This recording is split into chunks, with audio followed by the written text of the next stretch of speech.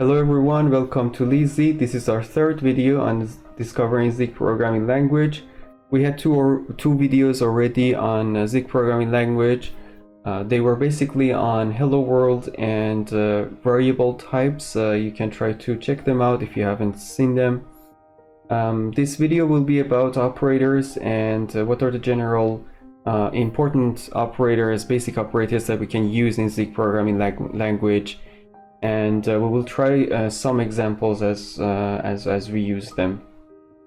Don't forget to subscribe and like the video for supporting our work so that we could continue producing more videos and uploading them.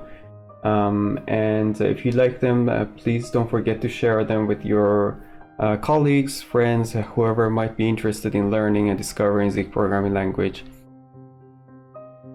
Okay, so if we want to start, as usual, we will create a new file.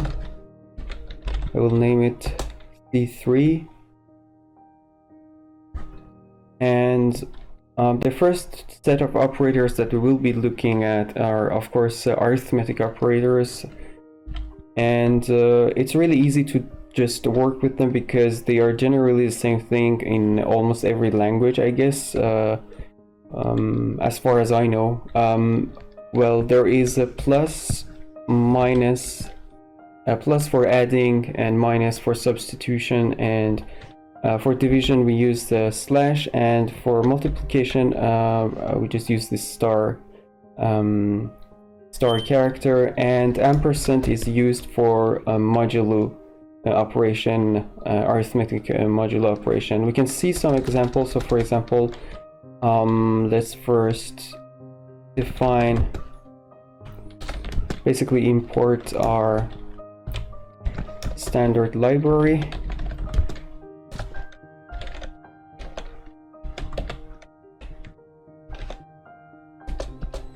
And then define our main function.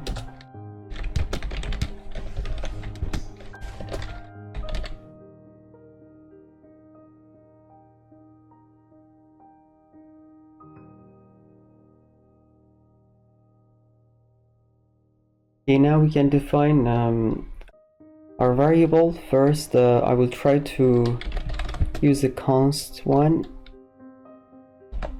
a constant variable, because I don't think we're going to be changing x for now. We're going to be just printing the result of some operation. I'm going to define x as u8 unsigned int, 8-bit.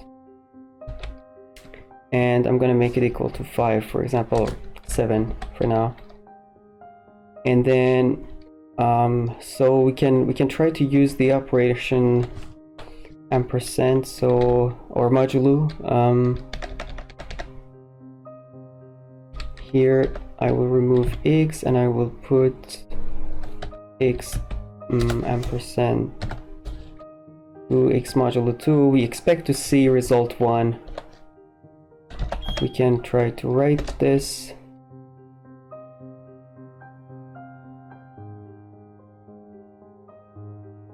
Now we can run this.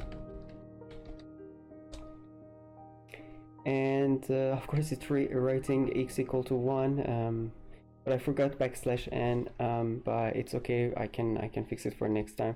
But we can see that it works, and so these are just arithmetic operations. We have also self-assigning arithmetic operations.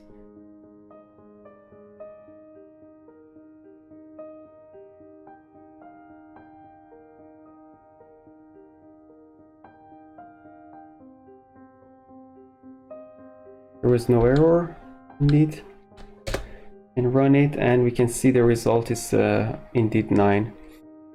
So these self-assigning operators, of course, they exist also in Python and some other languages like C and C++, and probably you have seen them. If I just want to put it in comments, we have minus equal, multiplication equal, and slash equal, and of course ampersand. Or this percentage character equal. The important point about arithmetic operators is that if we use, for example, signed integers, for example, -7, so what I can do here, I can enter minus, and I have to change the type of this variable, of course, to,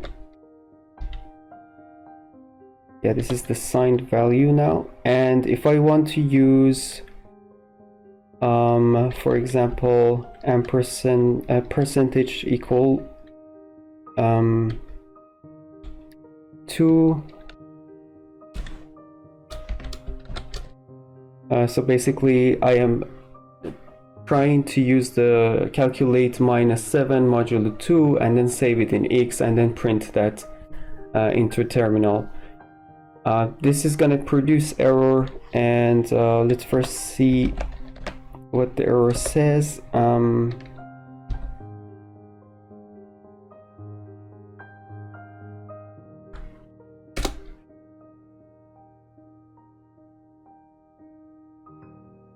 And the error says that this basically the remainder division, or generally division with the signed integers and floats, we will have to use separate functions, and we cannot use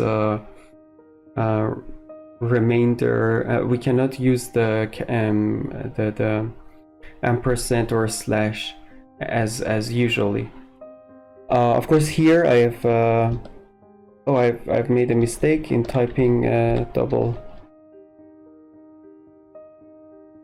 So I did write the code so that we can just talk about it really easily. There are two ways of calculating modulo in Zig with the negative values. So first one is of course the remainder, and the other one is with the function mod.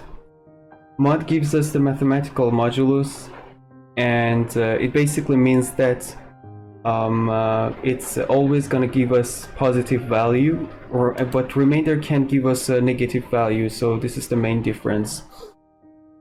And with negative values we always have to use these two, and we cannot use the ampersand percentage sign or character as usual.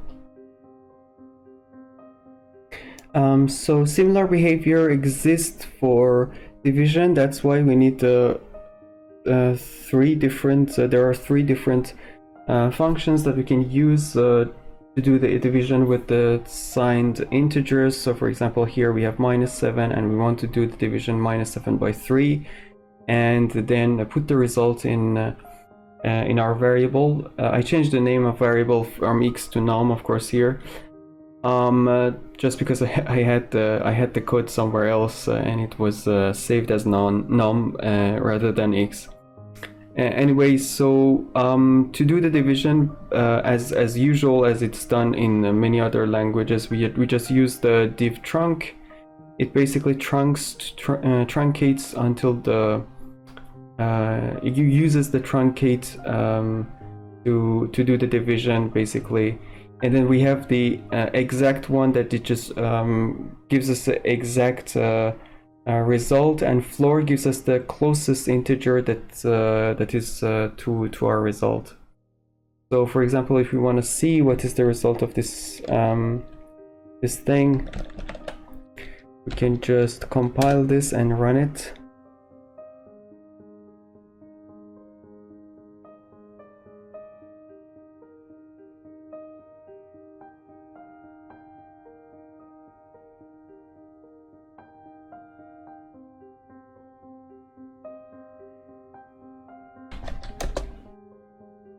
And we see that the result is -2. So here I changed the code. I added another constant variable num2. I put the result of division of num to 2, which is -7, into the second variable, and I just printed it. print this into terminal, I can try to see how this works. I got the compilation already, and we can see the result. You can see the result is -3, and this division is not considering that we have to take the exact value. So to do this, we can try to convert or change the type of num to float.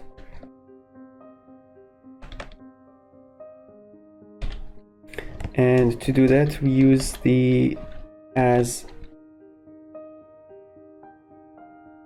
function, I guess. I don't know how do we call them.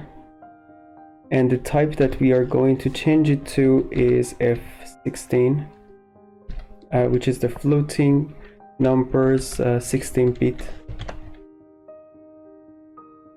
And then we use the result and divide it by 2, and this should work, I believe.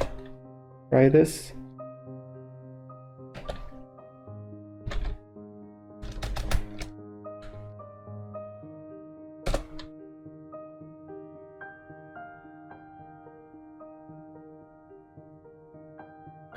After arithmetic operators, of course, we can check the comparison operators. For comparison operators, I can just write them here in commented lines. So comparison operators, they are generally exactly the same as many other languages, so I'm not going to be explaining them. But and how do we write them? They're basically, so we have the equality. If you want to check the equality of two numbers, we use this operator. So for example, A being equal to B, and it's just gonna return to us true or false. And we have we can also check the non-equality. So for example, A not being equal to B, and then A being more than B, A less than B, A less equal B, A more equal B, greater or equal to B.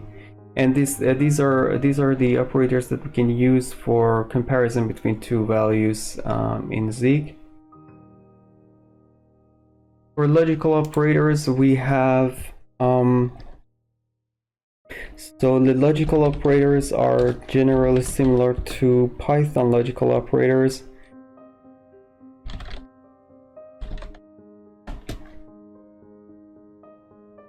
The only difference is the not operators. So for example, if we have two variables, there are Boolean variables like C and D, then we can check if they what is the result of C and D and C or D. And if you want to have not, we use this exclamation mark, if I pronounce it right, and we use this character and we put it before the variable that we have, or before the expression, logical expression that we use or we have. Now we can check the bitwise operators. I defined two variables, 7 and 1. They are unsigned 8-bit variables. They are constant, and then I calculate the bitwise AND. We use it. We do that with ampersand, and we have this character. I don't know what's the name of this character, unfortunately. We use that for bitwise OR, and we use the small hat character for XOR. Bitwise XOR, and we have shift to left, shift to right, and then I just try to print all the values that I've calculated here, and just see what's the result of this compile. If there is no error.